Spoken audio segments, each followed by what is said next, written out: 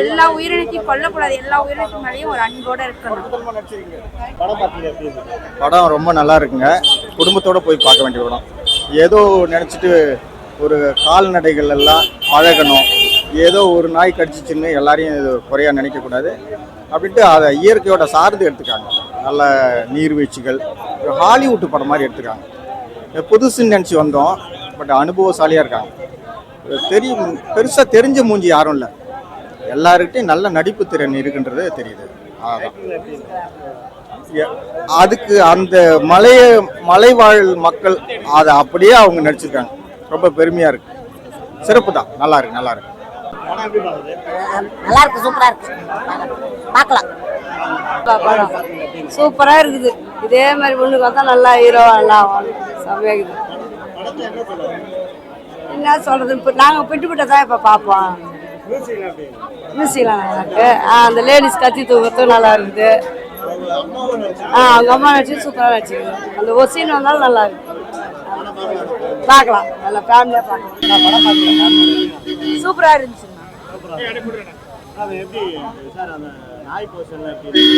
எல்லாம் நல்லா பண்ணியிருக்காங்க சார்.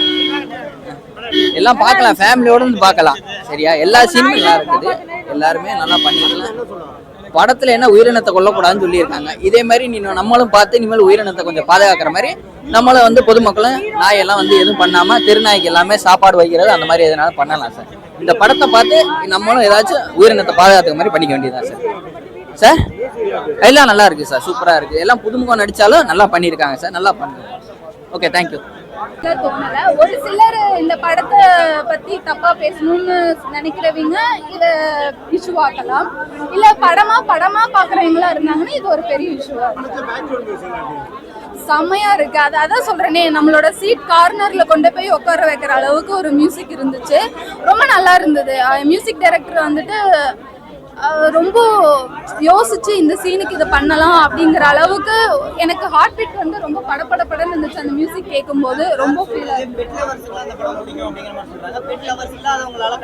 கனெக்ட் பண்ணிக்க முடியும், கண்டிப்பா கனெக்ட் பண்ணிக்க முடியும். ஏன்னா ஒரு சில சீன் எல்லாம் வந்துட்டு யாரா இருந்தாலுமே ஒரு நாயோட ஃபேஸை பார்த்தோம்னாலே நம்மளுக்கு ஒரு மாதிரி கனெக்ட் ஆகும் இல்லையா, அந்த மாதிரி தான். ஆனா இந்த சீன்ல வந்துட்டு டாகோட சீன்ஸ் எல்லாமே வந்துட்டு அருமையா இருக்குது தங்கம். குடும்பத்தோட பார்க்கலாம், எந்த அசிங்கமும் இல்லை. ஒரு பெட்ஸை வளர்த்தனோம்னா அது நம்மளுக்கு எப்படி பாதுகாப்பு அளிக்குங்கிறதுக்கு இது ஒரு கதையும். ஆக மொத்தத்துல கதாநாயகனுடைய அம்மா நடிப்பு, தங்கச்சி நடிப்பு, காளி அவரோட நடிப்பு, பெட்ஸ் காளியோட நடிப்பு எல்லாருமே அவ்வளவு அருமையா நடிச்சிருக்கிறாங்க. கதாநாயகனோட நடிப்பும் அவ்வளவு அருமையா இருக்கு. அவங்க அம்மாவா கடைசியில வீரத்தை காட்டி அருவாள் எடுத்து வெட்டுற விதமும் என்னமா படத்துல வந்து பெட்ஸையும் பாதுகாக்கணும்.